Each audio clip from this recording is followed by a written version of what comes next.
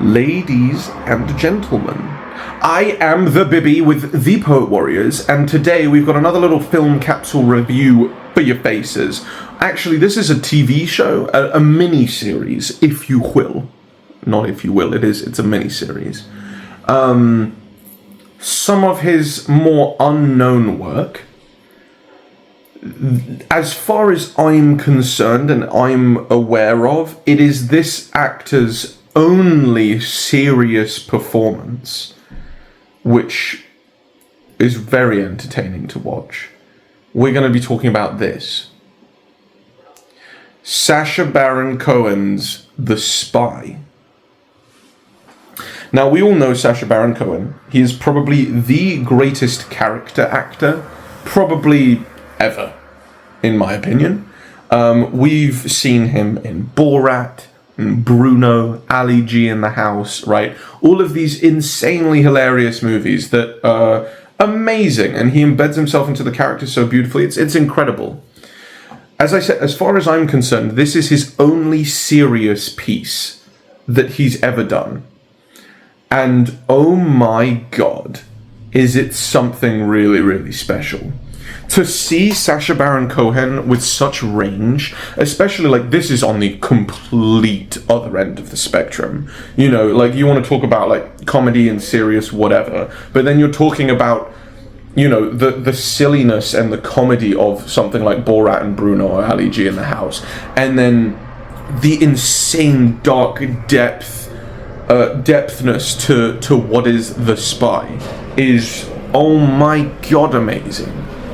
I'm going to be saying that a lot throughout this video, I think. I think very highly of Sacha Baron Cohen, and I think if you haven't seen The Spy, everyone needs to go and watch The Spy. His character work in it is obviously amazing.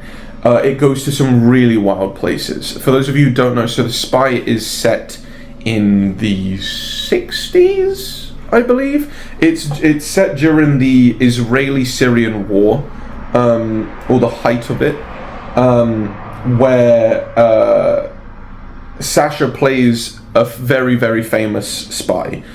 Perhaps one of the most famous, probably the most successful spies that history's recorded, of Eli Cohen, who was an Israeli spy who, within Syria, who played the alias of Kamel Tabet, if I'm pronouncing that wrong, sorry. Who actually becomes like a member of the Syrian government. He becomes like the defense minister and everything. Like he fully embedded himself within Syria, best friends with the president, knew all these super powerful men, became the minister of defense, everything. It's incredible. And he was there for so long, he was so successful, he embedded himself so much that come the end of his life, when his inevitable capture happens, and he has to sign his last letter to his wife back home, he doesn't even know his own name. Like he can't even remember to sign it Ellie as opposed to Kamel. It's a very, very dark, so, you know, it's psychological.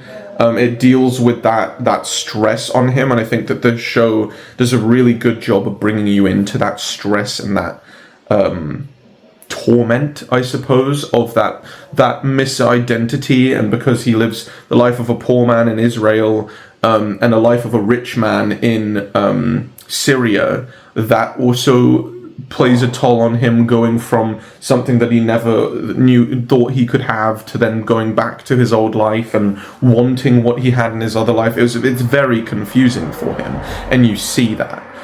It takes a lot out of him, it takes a lot out of his wife, his family. It's a very well written, very, very well directed. The cinematography is amazing. It's very noir. I love that kind of a noir approach to cinema. A lot of it's even filmed in black and white. This kind of, to further contrast the color between his life in Syria and then this dull dreariness that eats away at him in Israel when he comes back home. It's fabulously done. As I said, very noir, very gritty. and ultimately very enjoyable to watch Sasha in something like this.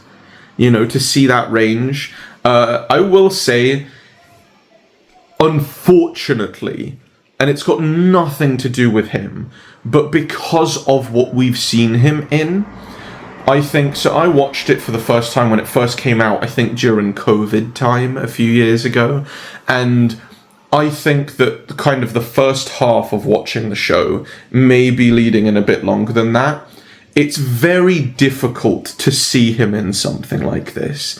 You know, there's like some moments you kind of look at it and you giggle a little bit, or you're like, oh, it's Borat in this scene because of just what we've seen him in. And I think that does take away from some of those moments. It's very difficult to see him in something like this because of his past. But ultimately you get over it, and I decided to watch it again. That's why I'm doing this. So a couple years later, I'm now watching again. I knew kind of what to expect. I definitely enjoyed it a lot more this time around, because I had already taken that perception of his past in these movies. My brother kind of came in and watched a little whilst I was here, and he was like, oh, you know, this looks really good, but it's, you know, it's hard to see him in something like this. And I said, yeah, you know, so I mean, that part is a little bit sad. I think it takes away a lot from the masterpiece that really this mini-series is. It's 6 episodes long, an hour or so each episode, lasts as long as it needs to. Once you get that mentality out that, you know, it's Borat and everything, it's incredible. And again, to see him with such range, to see the depth of character development and character work into this film, and, you know, to watch him play 2 characters, you know, ultimately, Kamel and Ellie, you know, is crazy impressive. I thoroughly recommend everyone to go and watch Sacha Baron Cohen in The Spy. Stop this video immediately and go and watch it. Tasty.